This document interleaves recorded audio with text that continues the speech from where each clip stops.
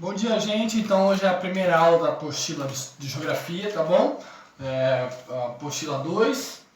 E o nosso capítulo é bem fácil, são grande parte das coisas vocês já sabem, tá? Só uma outra pitadinha de história para contextualizar, mas é um capítulo bem fácil que vocês já sabem, tá? Então é um capítulo sobre o espaço rural, tá bom? Então abram aí na 207 aí da apostila 2 de vocês.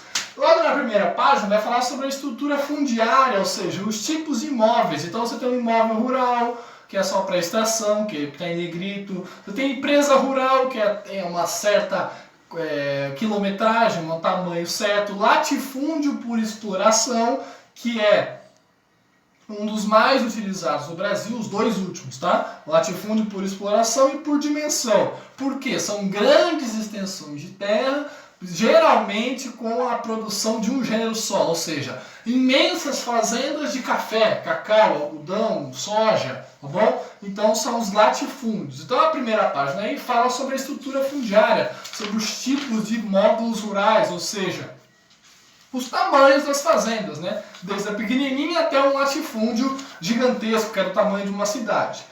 Os minifúndios, obviamente pequenininho, né? Uma pequenininha fazenda. E a produção familiar, que é a colheita, a produção, a distribuição é toda feita ali pela dinâmica familiar, né? Produtos mais, às vezes sim, agrotóxicos. Então, são produtos diferenciados. O manejo, a utilização da agricultura, como é feito esse produto, como ele é colhido, plantado e cultivado, é diferente, tá? Na 208, vai falar sobre a história, 208 e 209, vai falar sobre a história da produção rural no Brasil.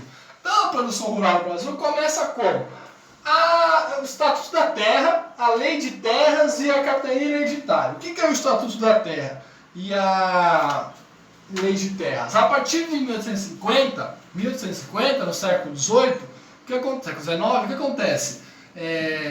A escravidão já era vista como praticamente acabada. Começava a abertura para a escravidão, que aconteceria em 1888.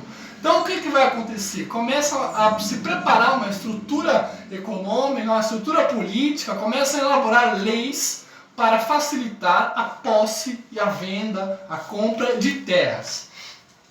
Então, o Estatuto da Terra e a Lei de Terras de 1850 é quando começam a regularizar. Esse pedaço de terra é do João, esse pedaço de terra é da Maria. Começa a regularizar. Por quê? Não vai ter mais escravidão, então precisa otimizar, melhorar essa produção, colocar no papel de quem é cada terra para organizar as trocas, as vendas, as compras, os latifúndios, tá? É a primeira vez no Brasil que começa a organizar a produção de quem é a posse daquele latifúndio, daquela fazenda, tá? Esses dois aqui. Capitania Hereditária é o que vem antes, a gente já estudou isso em História, ainda na aula presencial que nós tivemos. Então é quando a primeira divisão territorial do Brasil dividiu em capitanias hereditárias, estados de Pernambuco, São Paulo, Bahia, todos os estados, as primeiras capitanias hereditárias, ou seja, a primeira formação territorial, a primeira vez que houve uma criação, uma divisão do Estado brasileiro. Lembra do Tratado de Tordesilhas? Então, foi em cima do Tratado de Tordesilhas, era só metade do Brasil atual. Então, as capitanias hereditárias é o primeiro passo para a ocupação das terras brasileiras, tá bom? Então, na 208 e 209, o que é importante são esses três tópicos aqui, tá? Na 211 e 212 vai falar sobre o trabalho nas fazendas, o trabalho no espaço rural, os tipos de trabalho. Então você tem o proprietário, que é o dono da terra, óbvio. Você tem o arrendatário, aquele que vai arrendar, vai emprestar, vai pagar para o proprietário. O parceiro, beleza, 50% da produção é meu, 50% é do dono da terra. Então é uma parceria, uma troca, tá bom?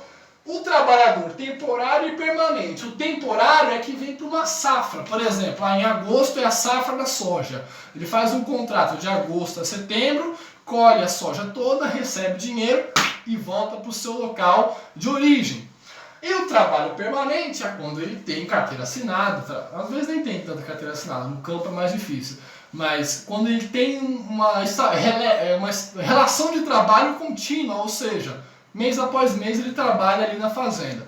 Então o temporário vem, faz um serviço e vai embora. E o permanente trabalha ali na fazenda, tá?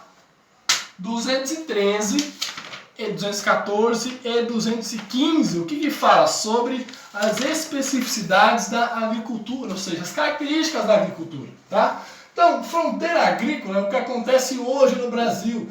Por exemplo, cada vez mais a floresta amazônica e o cerrado brasileiro vêm sendo devastados, destruídos, para se colocar fazendas no local, ou seja, criação de gado, de soja. Então o que acontece? O desmatamento para ocupar essas áreas com cunho financeiro, ou seja, o cara vai lá, vai tacar fogo na floresta, vai colocar um monte de boi e vai ganhar dinheiro em cima dessa ação. Então, fronteira agrícola é a expansão da agricultura no Brasil. A que preço? Ao preço da destruição da floresta natural, tá? Menos cerrado, ou seja, o cerrado começa a ser destruído e a floresta amazônica também, e o aumento do gado e da soja, principalmente no centro-oeste do Brasil, tá bom? Destruição da floresta, claro, a destruição da fauna, da flora, dos micro-organismos, a modificação da estrutura daquela região. E uma alternativa que é pouco utilizada é a agricultura orgânica, que é você plantar sem utilizar micro-organismos, sem utilizar agrotóxicos. Então, ainda é pouco utilizado, esse produto chega muito caro nas casas, nos mercados da cidade, mas é uma das possibilidades para tentar diminuir a destruição da produção em relação aos impactos ambientais, né? Ok? Então o capítulo está bem resumidinho, cada 2 páginas é um desses tópicos aí. Tchau!